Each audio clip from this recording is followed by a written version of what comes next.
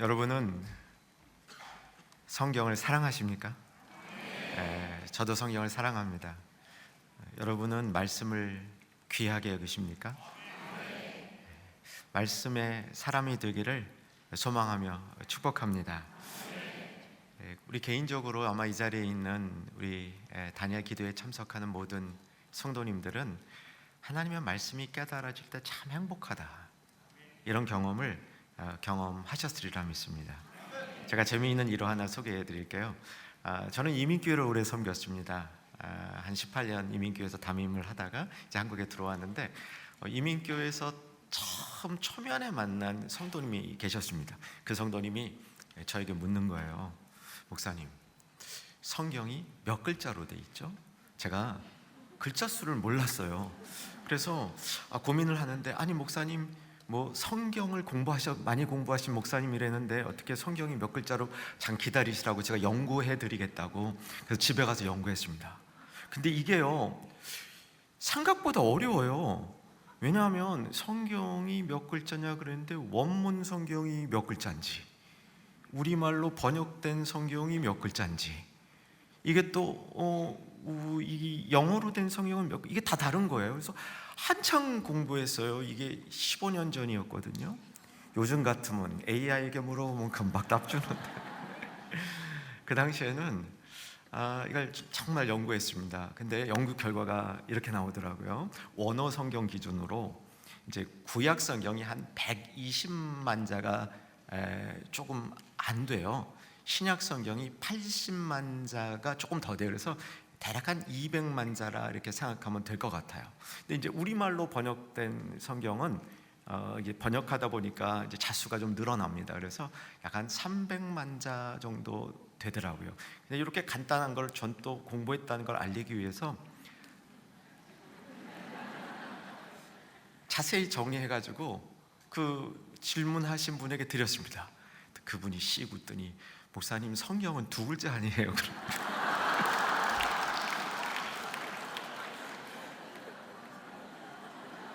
그래서 제가 그때 이게 성경을 연구한다고 너무 복잡하게 할 게 아니라 좀 단순하게 해야 되겠다, 이런 생각을 해봤습니다.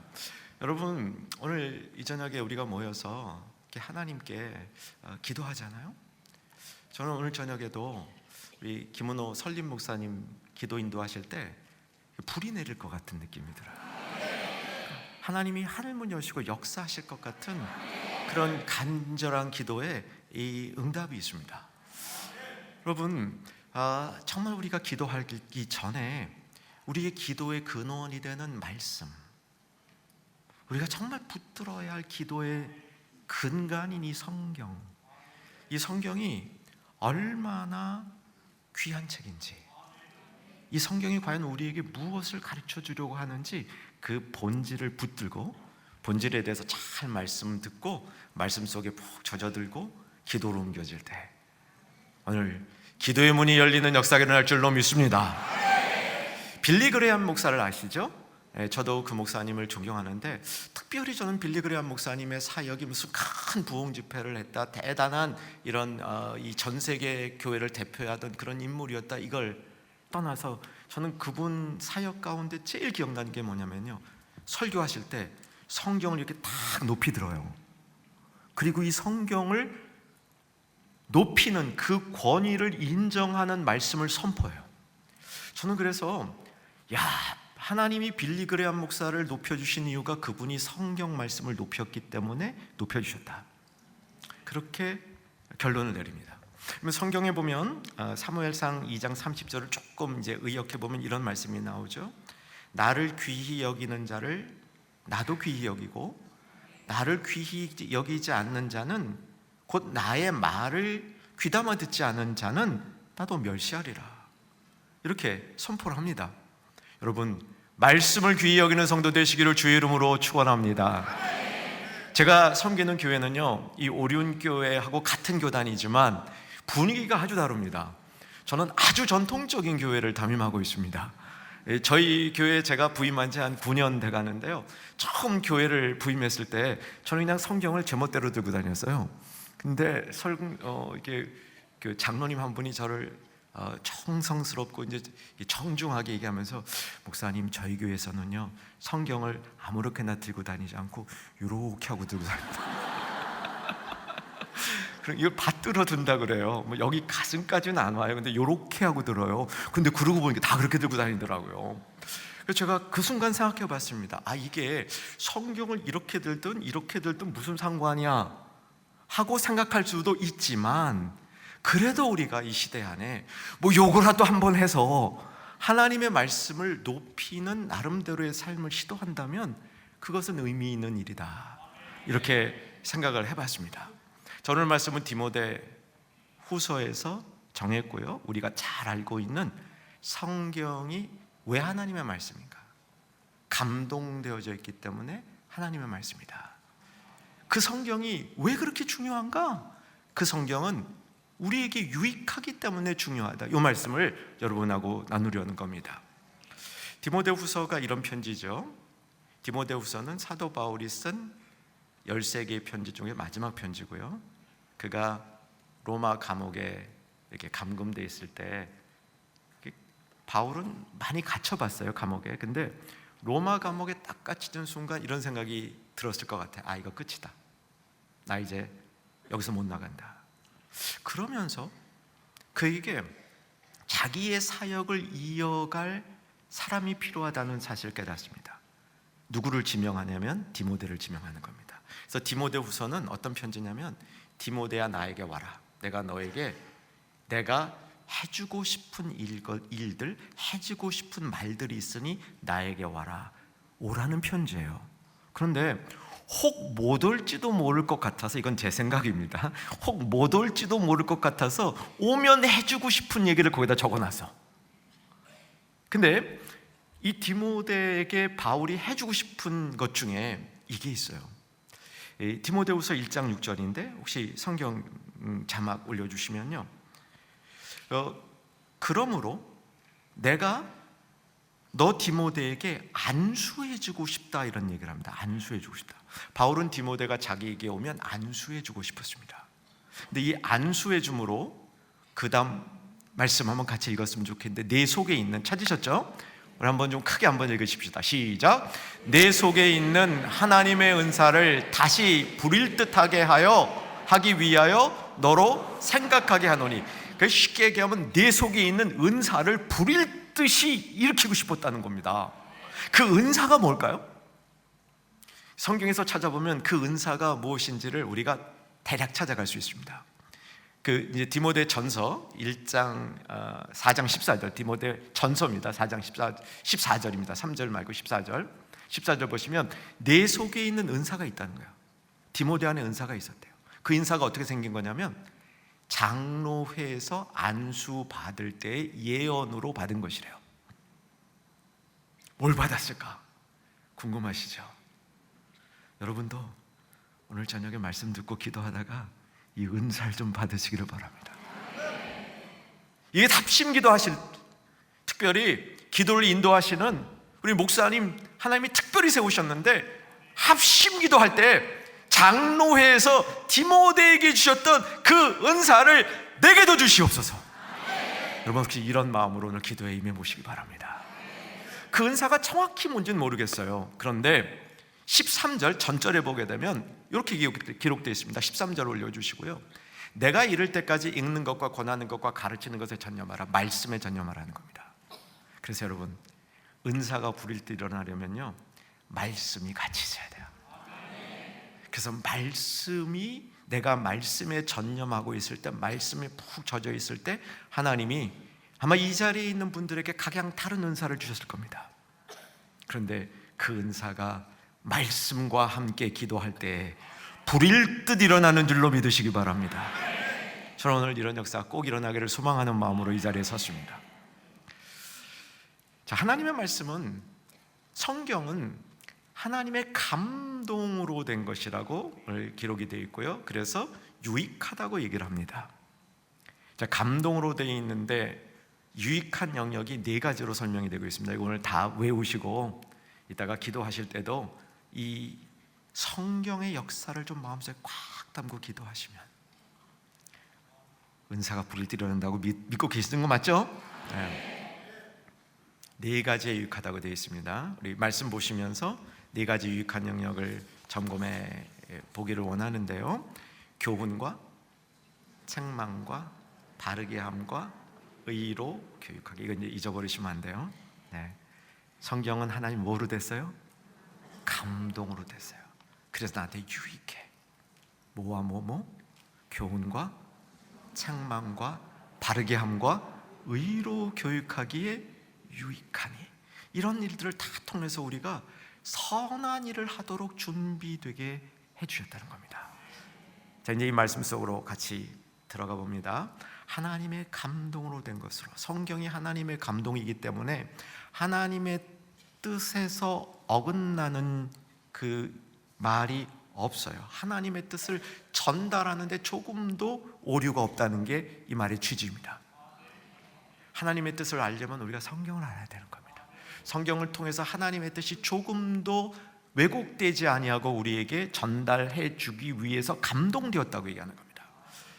이건 굉장히 많은 얘기를 할 수 있는데요. 아주 간략하게 말씀드리면 그 이제 원어상의 의미는 호흡을 견주어서 얘기해 주고 있어요. 여러분 호흡 있죠?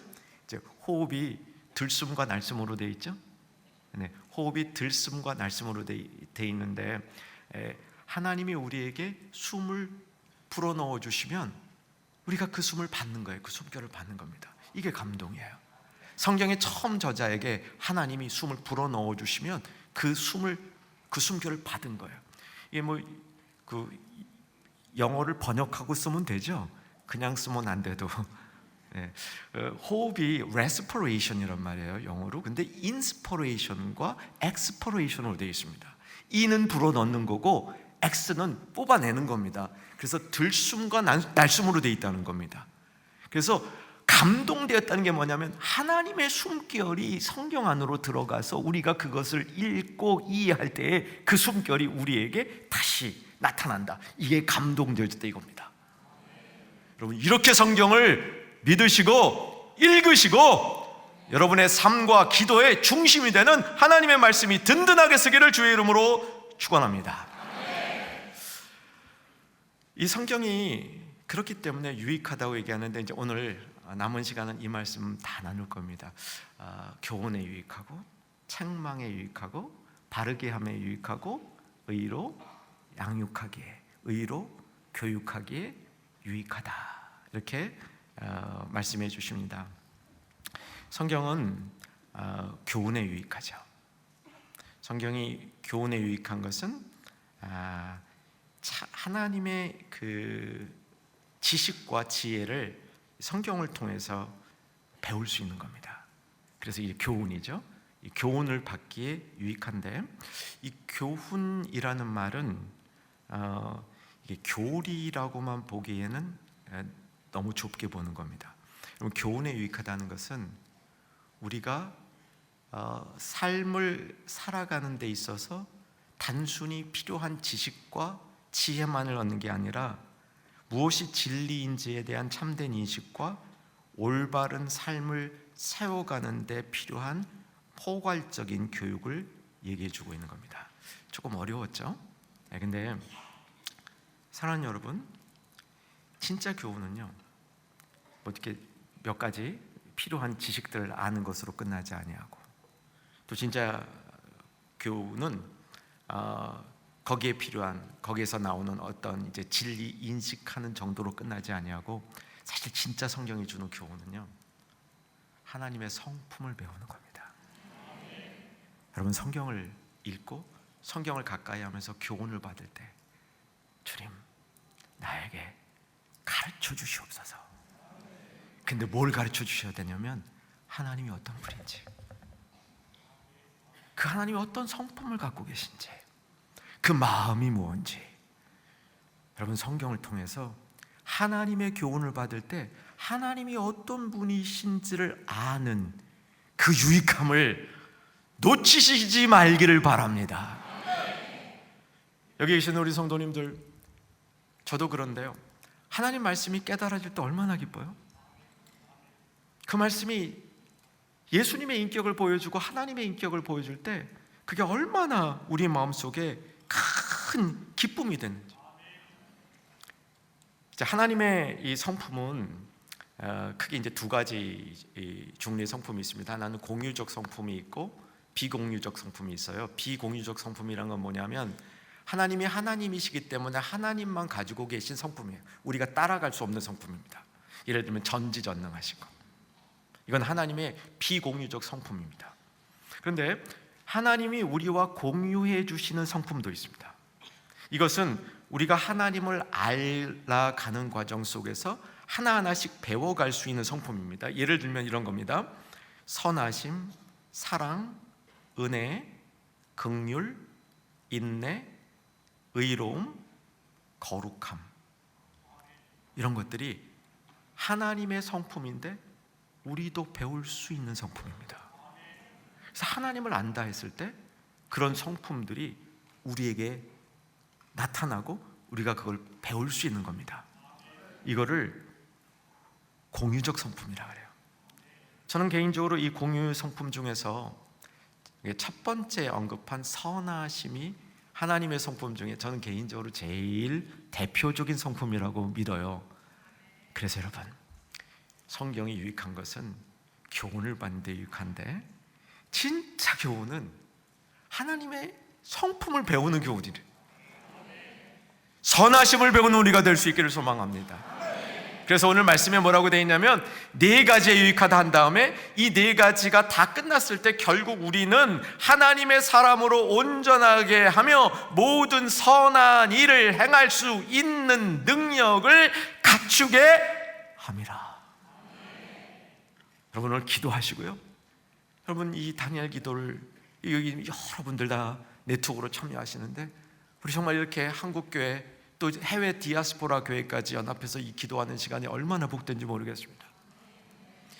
이 기도할 때 정말 하나님의 말씀이 살아 움직이고 하나님의 말씀이 교훈이 되어주고, 여러분 이제 이 기도에 쭉 참여하면서 하나님의 그 말씀이 풀릴 때 간증으로 풀리든 이 설교로 풀리든 여러분이 말씀을 듣고 읽는 데 풀리든 어떻게 풀리든 그 말씀이 하나님의 성품을 여러분에게 심어주는, 그래서 변화되는 그런 역사가 일어나기를 소망합니다.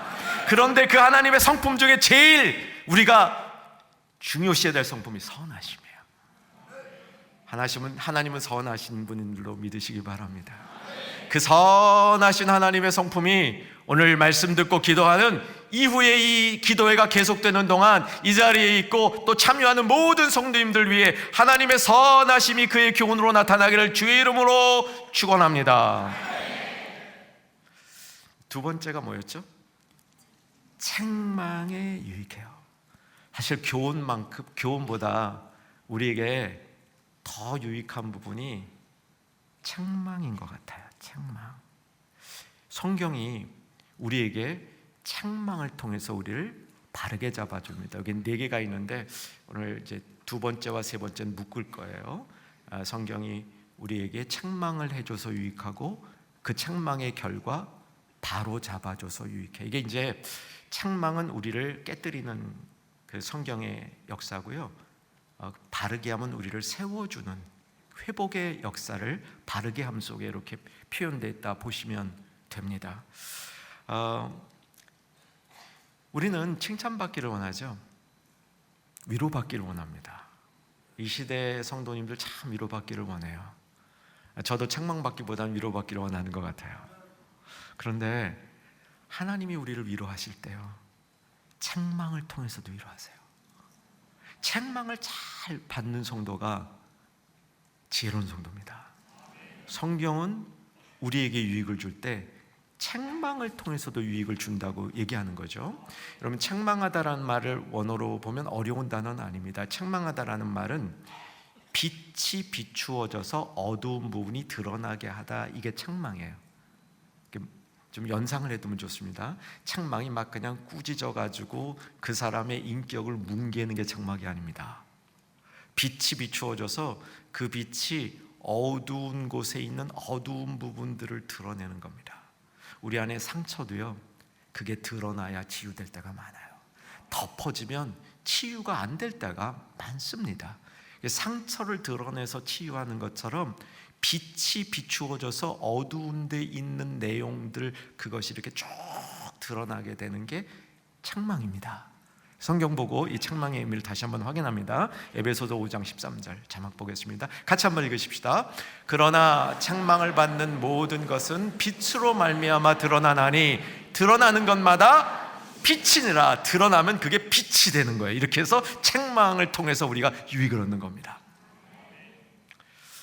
저는 이민 목회를 오래 했다고 말씀드렸는데요, 처음 이민 목회를 한 것은 LA였습니다.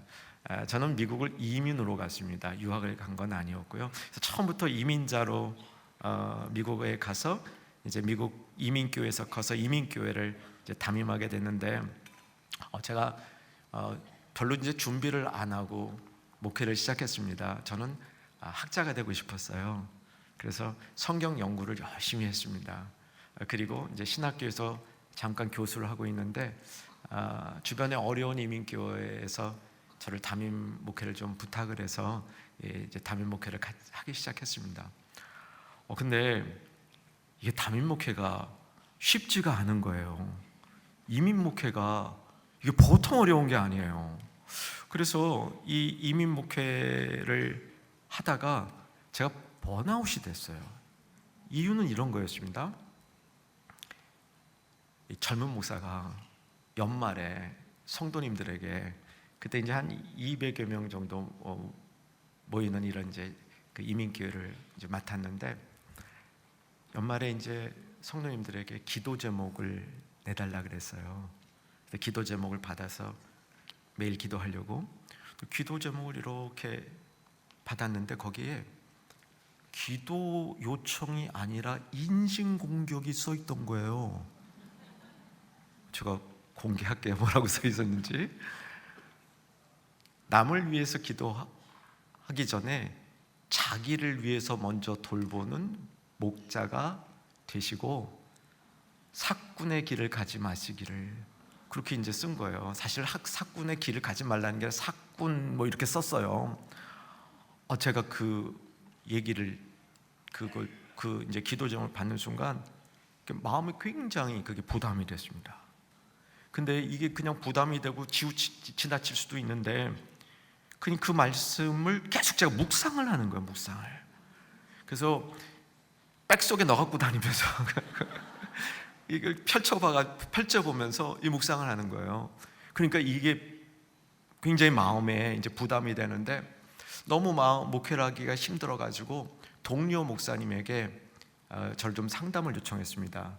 이제 상담 전문하는 목사님에게 요청을 해서 내가 이렇게 하니까 자초정을 다 얘기하니까 그 친구 목사님이 듣고 있다가 이게 번아웃이니까 이게 해결이 잘 안 되니까 목회를 그만두라고 그러는 거예요.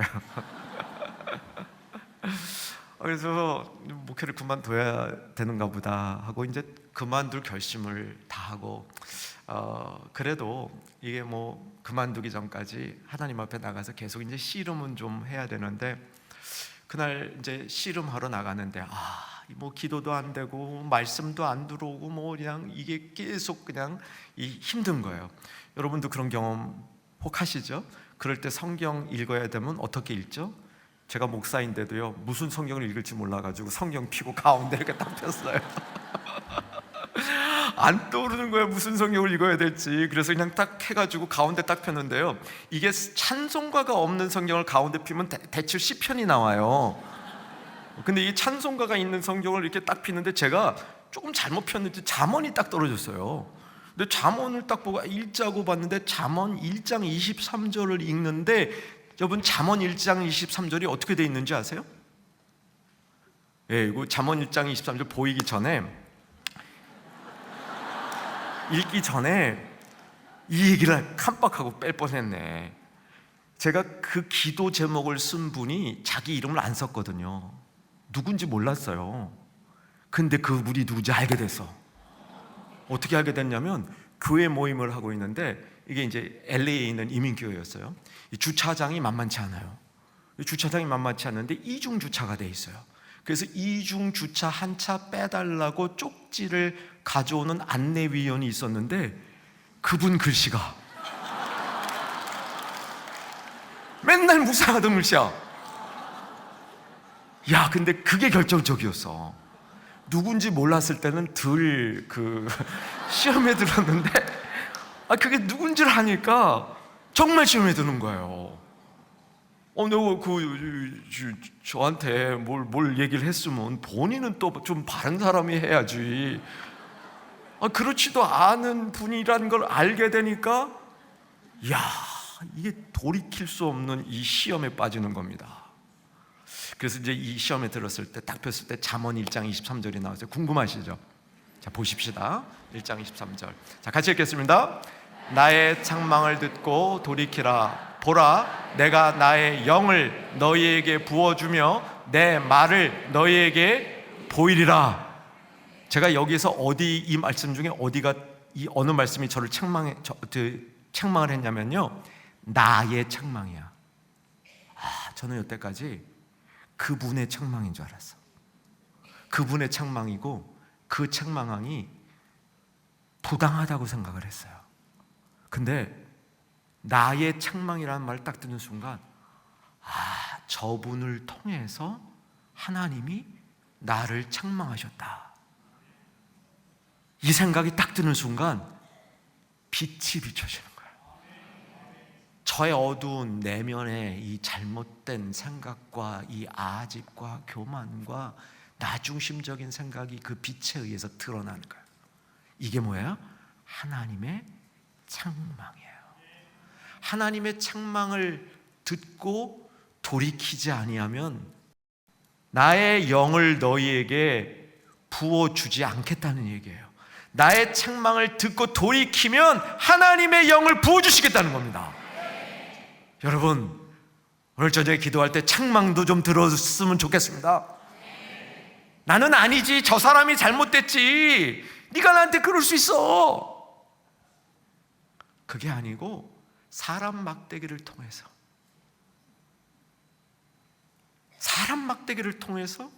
우리를 빚으시고 만드시고 우리를 변화시키시는 사람 막대기를 통해서 주시는 하나님의 책망을 내가 잘 받으면 그때 어떻게 돼요? 나의 영을 부으신다. 저는요, 제 상담해 준 친구가 꽤 유명해진 이 상담가예요. 근데 그 당시에 절대로 안 된다 그랬어요. 이건 번아웃이 심하기 때문에 목회를 그만둬야지, 쉬어야만 낫는 병이라 그랬습니다. 저는 이 경험을 통해서 이 양방보다 한방을 더 의지하게 됐습니다. 하나님이 역사하시니까 한방에 끝나요. 진짜 한방에 끝나요. 저는 이 성경을 공부하면서 하나님의 역사는 점진적이에요. 계시도 점진적이고 이게 사실 한 방에 잘 안 돼요. 근데 이게 하나님의 책망을 듣고 돌이킬 때는 한 방에 되는 것도 있어요. 그래서 저는 그 이후로 이렇게 목회를 하면서 이런 종류의 어려움을 잘 극복할 수 있는 힘을 얻었습니다. 자, 성경은 유익합니다. 자, 어떤 때 유익하다고요? 책망에 유익합니다. 여러분, 사람이 주는 책망은 우리를 아프게 해요. 사람이 주는 책망은 우리를 망가뜨릴 수도 있습니다. 그런데 성경이 주는 책망은 우리를 고쳐요. 빛을 비추어 줍니다. 왜? 하나님의 영이 역사하시기 때문에 그렇습니다. 하나님의 책망을 듣고 유익한 말씀, 그 말씀 꼭 받고 그 말씀 붙들고 기도하는 저와 여러분 되기를 주여 안에서 소망합니다. 자, 네 번째가 뭐였냐면 이제 두 번째, 세 번째 묶었습니다. 이 네 번째를 오늘 여러분하고 진짜 다루고 싶은 겁니다. 뭐냐면 의로 교육하기에 유익합니다. 의로 교육하기에 유익합니다. 의가 무엇일까요? 이거 한번 정리해 봐야 됩니다. 성경을 읽으면서 의가 뭔지, 신앙생활을 하면서 의가 뭔지를 정리해야 됩니다. 의인은 믿음으로 말미암아 살리라. 의인에 대한 얘기가 성경에 많이 나오고요, 의롭다함을 얻는 것이 우리 구원이라고 얘기를 하는데, 의가 무엇인지를 정리하면 제 정리는 그렇습니다. 저는 지금까지 이 성경을 통해서 씨름한 결과 의는 하나님의 기준이라고 정리합니다. 하나님의 기준이 의라고 믿어요. 근데 이제 제가 좋아하는 조직 신학자 중에 지금은 돌아가셨지만 미국 그 신학자신데요, R.C. 스프롤이라는 분이 있습니다.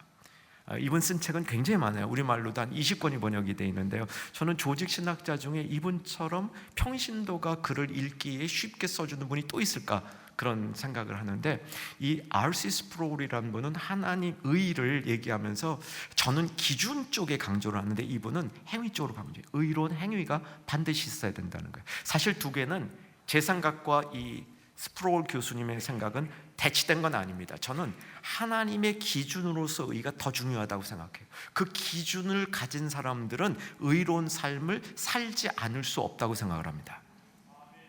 그런데 이 교수님은 의롭게 살아가는 게 더 중요하다는 걸 강조하신 것 같아요. 여러분, 하나님의 의가 성경을 통해서 우리에게 가르쳐주는 유익 중에 저는 최고 유익이라고 생각합니다. 성경을 통해서 하나님의 의를 배워야 된다는 거예요. 의는 하나님의 기준이라고 저는 믿습니다. 하나님의 기준으로서의 의는 우리 안에 들어오게 되면 우리로 하여금 의롭게 살게 만들어요. 그건 맞어요. 여러분, 영적인 삶을 사시기를 권합니다. 그런데 영적으로 살 때 의롭게도 살아야 돼요. 근데 정말 하나님이 주시는 의를 우리가 가지면 내가 스스로 의롭다는 생각에서 점점 멀어져요. 제가 경험한 거 하나 얘기 드릴게요. 이제 전 미국에서 공부를 쭉 했는데 이제 학위 논문을 쓸 때였습니다. 영어가 완벽하지 않으니까 논문을 쓰려면 그 논문을 쓴 다음에 꼭 이제 프루프리딩을 받아야 돼. 이제 점검을 받아야 돼요. 늘 점검을 받는데 해주실 분한테 사례를 하잖아요. 사례를 드리면서 점검을 했는데 쭉 이제 이렇게 하시면서 제 걸 이렇게 쭉 봐주시고 제가 이제 사례를 드렸어요. 그랬더니 그분이 자기는 이런 사례를 받으면 꼭 세금을 낸대요. 꼭 얼마 되지도 않는데. 그래서 깜짝 놀랐어요. 아니 이것도 세금을 내냐고. 그랬더니 저를 아주 좀 이렇게 미개한 사람으로 보더라고. 아니 이것도 세금을 안 내요? 뭐 이런 식이었어요. 그래서 제가 이거 아이고 알겠습니다. 저도 이제 명심하겠습니다. 그랬는데 그래서 이분 대단하신 분다 하고 이렇게 따라 나갔어요. 따라 나갔는데 밖에 같이 나왔습니다. 같이 나왔는데 그분이 자동차를 파킹했는데 장애인 파킹라서 됐더라고요. 우리가 너무 의로운 척하면 안 돼요. 우리는 어떤 때든 굉장히 의로울 수 있어요. 그런데 어떤 면에서는 다른 사람이 볼 때 내가 그 의롭다고 주장하는 것만큼 의롭지 않은 영역이 우리 삶에 반드시 있어요. 그렇기 때문에 우리가 의로운 것은 하나님이 주시는 의를 받고 하나님 앞에서 살아가면서 진짜 의롭게 사는 사람은요, 보니까 겸손해요. 그 의가 내가 다른 사람보다 더 뭐 이렇게 옳다 바르다 이렇게 주장하는 의가 아니라 의가 자체 발광하더라고요. 자체 발광을 해요. 자, 의는 하나님의 기준입니다. 하나님의 기준인데 이게 왜 중요하냐면요, 의는 하나님의 기준이기 때문에 하나님 나라에 들어가려면 그가 요구하는 의가 있어야 됩니다. 하나님이 요구하는 정도의 수준의 의가 있어야 돼요. 그 기준이 있어야 된다는 겁니다. 그 하나님이 요구하는 기준만큼의 의가 우리 안에 있어야 돼요. 자, 제가 묻습니다. 여러분, 하나님 나라에 들어가길 원하시죠? 무조건 아멘입니다. 네, 무조건 아멘입니다. 그죠? 하나님과 가까이 가길 원하시죠? 이것도 무조건 아멘입니다. 한번 제대로 합시다. 하나님과 가까이 가길 원하십니까?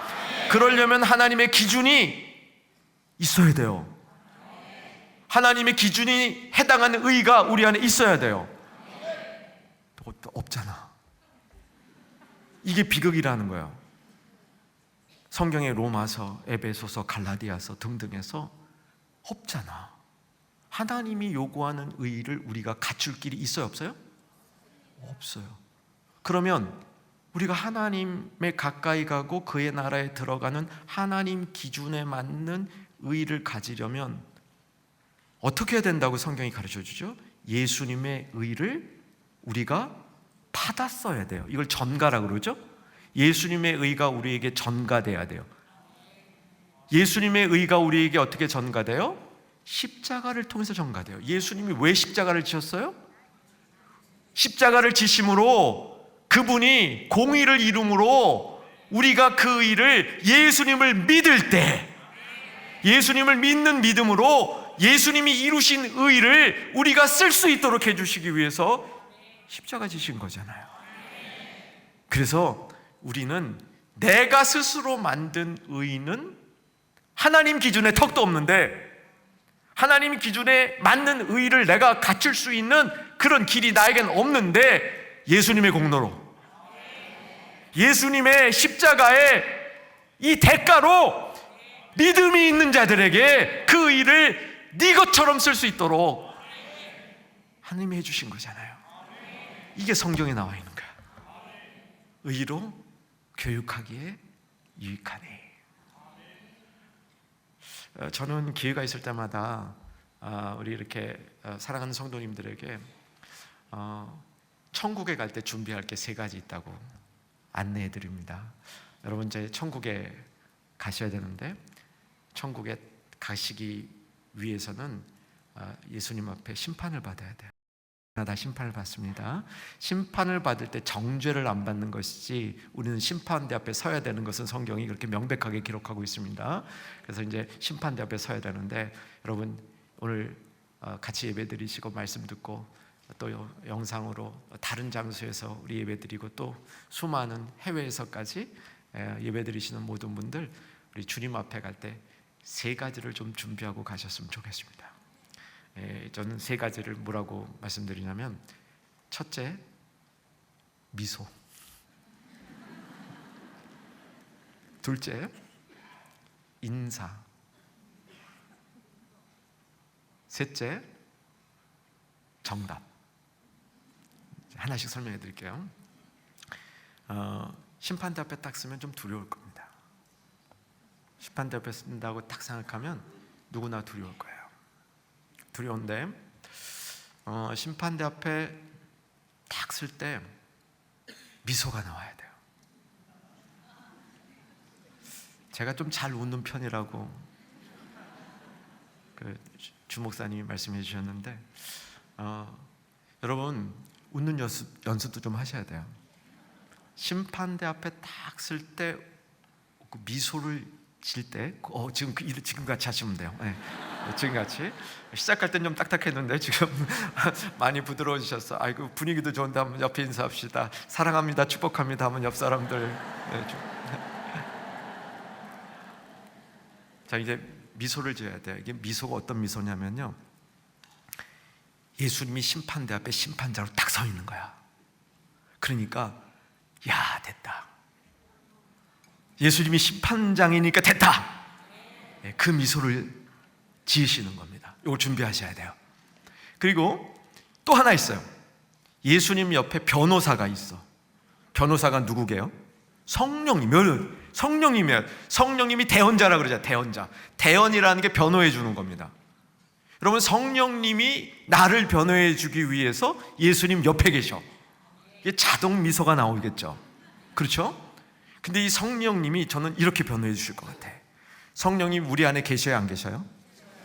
뭐 안 계시는 분은 손해예요. 성령님이 내 안에 계셔요. 그런데 여러분, 변호 중에 최고의 변호가 뭐예요? 이런 변호죠. 내가 제 안에서 살아봤는데 내가 쟤랑 같이 살아봤는데 가끔 성질을 부려서 그렇지, 그래도 진국이에요. 제가 믿음이 있어요. 예수님을 사랑해요. 말씀을 사랑해요. 기도 생활을 해요. 내가 같이 있어봐서 알아요.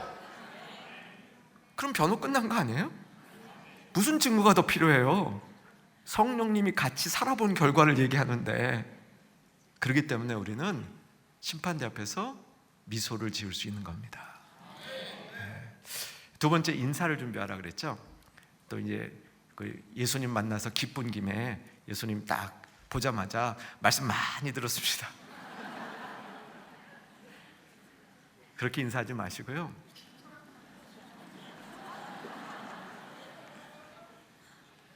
주일날 말씀 듣고 기도하고 성경 보면서 내가 깨달은 예수님, 내가 인격적으로 만난 예수님, 이 자리에서 만나니까 정말 반갑습니다. 정말 반갑습니다. 그렇게 인사할 수 있는 인사의 준비가 되어 있으시기를 바랍니다. 마지막 정답이 제일 중요해요. 정답은 질문이 어떻게 나올지는 모르겠습니다, 제가. 그런데 질문의 취지는 거의 확실합니다. 무슨 질문을 하실 거냐면, 네가 천국에 가겠다고 그러는데 천국에 가려면 내가 필요로 하는 기준의 의가 있어야 되는데 그 의가 있느냐라고 물어보실 거예요. 아마 문제의 형태는 조금 꼬일 수도 있습니다. 하지만 취지는 이거예요. 네가 천국에 들어가려면 나의 기준에 맞는 의가 있어야 되는데 그 의가 있느냐라고 물어보실 거예요. 그럼 뭐라고 여러분 답하셔야 돼요? 있어요. 누구 의가 있어요? 예수님 의가. 그 예수님 의가 나한테 전가됐단 말이에요. 뭐가 있을 때? 믿음이 있을 때. 여러분, 예수님을 여러분 구주와 주님으로 꼭 믿으셔야 됩니다. 성경에 그게 써 있어요. 의로 교육한다는 게 뭐냐면 성경에 그 얘기가 써 있는 겁니다. 너의 믿음으로는 구원에 이룰 수 없지만 예수님을 믿는 그 믿음으로 예수님의 의가, 십자가의 의가 나에게 전가되어서 그 의를 내가 가지고 있기 때문에 하나님 앞에 나갈 수 있다. 자, 이제 그 의가 내 안에 전가되었을 때, 그 의가 내 안에 전가되어졌을 때 어떻게 그 의가 나에게 있는지를 아느냐? 어떻게 그 의가 나에게 있는지를 알까요? 의에 맞아요. 성령이 가르쳐 주셔요. 아멘이에요. 성령이 그걸 가르쳐 주시는데 그 의가 우리 안에 있으면 그 의는 열매를 맺어요. 열매로 하는 거예요. 열매. 성령의 9가지 열매, 빛의 열매. 성경의 열매에 대한 얘기가 참 많이 나와요. 대표적인 게 성령의 9가지 열매, 빛의 열매. 여러분, 빛의 열매가 선함과 의로움과 진실함에 있다. 선함이 나와요. 선함이. 이게 선함, 의로움, 진실함, 이게 다 하나님의 성품의 최고의 성품들이에요. 아까 공유적, 비공유적 성품 잠깐 말씀드렸잖아요. 우리가 하나님을 만나서 하나님을 대면할 때 하나님의 의가 예수님을 통해서 우리 안에 들어올 때 하나님의 성품이 우리 안에서 작동하기 시작하면서 그게 열매를 맺는 겁니다. 이 열매로 하는 겁니다. 열매로. 여러분이 기도하시고 사랑의 헌금을 하시고 다 내 거를 내 거라고 붙들며 사는 것이 아니라 다른 사람에게 손을 펴서 나눠줄 수 있고 함께 할 수 있고 서로 연결될 수 있는 이 모든 사람의 변화는 우리 안에 예수님의 의가 전가되어져서 그 의가 우리 안에서 작동하면서 열매를 맺어 나가는 그런 결과물이라는 사실입니다. 의의 열매가 우리 안에 맺어져야 되는 겁니다. 그 의의 열매가 맺어지고 그의 의의 열매를 확인할 때 그때 우리는 하나님 신 거구나. 예수님의 의가 우리 가운데 있는 거구나. 이 사실을 알게 된다는 것입니다. 이제 말씀을 간략하게 맺고 정리하겠습니다. 저는 오늘 이 자리에서 말씀을 나누면서 함께한 모든 분들이 하나님의 말씀인 성경을 더욱더 사랑하기를 소망합니다. 그리고 말씀에 조금씩 더 깊게 젖어 들어가는 저와 여러분이 됐으면 좋겠습니다. 이 말씀이 얼마나 유익한지를 우리의 심령 속에 다 박았으면 좋겠습니다. 그리고 오늘 이거 붙들고 이 말씀을 붙들고 여러분 기도했으면 좋겠습니다. 제가 사진 하나 보여드릴게요. 성경 사진이 있는 거 있죠? 혹시 준비가 안 됐나요? 안타깝네요. 나왔네요. 네, 저기 이제 어디 있는 거냐면요. 미국 시카고에 가면 그 위튼 그 대학이 있어요. 이제 크리스천 칼리지인데요. 거기에 있는 성경 이 조형물입니다. 저 성경 조형물의 이 제목이 뭐냐면 우리가 성경을 읽을 때 성경이 나를 읽는다는 주제예요. 그 이제 이해가 되세요? 내가 성경을 읽는데 사실 성경이 나를 붙잡을 때 보면 성경이 나를 읽어요. 그래서 내 안에 있는 것들을 끄집어내고 잘못된 걸 회복시키고 주님의 성품에 대한 교훈을 주고 그리고 우리에게 의로 양육해줘요. 여러분 이 경험을 좀 해보셨으면 좋겠어요. 내가 성경을 읽을 때 성경이 나를 읽어주는 그런 놀라운 경험이 저와 여러분 사이에 끊이지 않고 일어날 수 있기를 소망하는 겁니다. 특별히 여러분 기도하실 때 주님 말씀으로 나를 교훈하소서. 내가 깨닫겠나이다. 내가 주의 성품 보기를 원합니다. 주님 나를 책망해 주시옵소서. 주님 나를 책망해 주셔서 내 속에 있는 깊은 곳에 있는 잘못된 부분들 주여 드러내 주시고 그것을 주의 책망으로 받아서 내가 그 책망 가운데 성령의 기름 부음으로 그 잘못된 부분을 고치는 역사 일어나게 해 주시옵소서. 그리고 내가 예수님 믿고 예수님의 의가 내 안에 들어와서 그 의가 내 안에 잘 자리 잡아서 의의 열매를 맺어가는 나 자신 될 수 있도록 이 시간 말씀에 젖어서 깊이 있게 기도하는 우리 모두 될 수 있기를 주의 이름으로 축원합니다. 존귀하신 아버지 하나님, 하나님의 말씀, 감동된 이 말씀 오늘 예배에 참석하고 기도하는 모든 하나님의 백성들에게 부어주셔서 말씀의 사람들 되게 하여 주시고 교훈과 책망과 바르게 함과 의로 교육받는 복된 시간 허락하여 주시옵소서. 예수님 이름으로 기도하옵나이다. 아멘.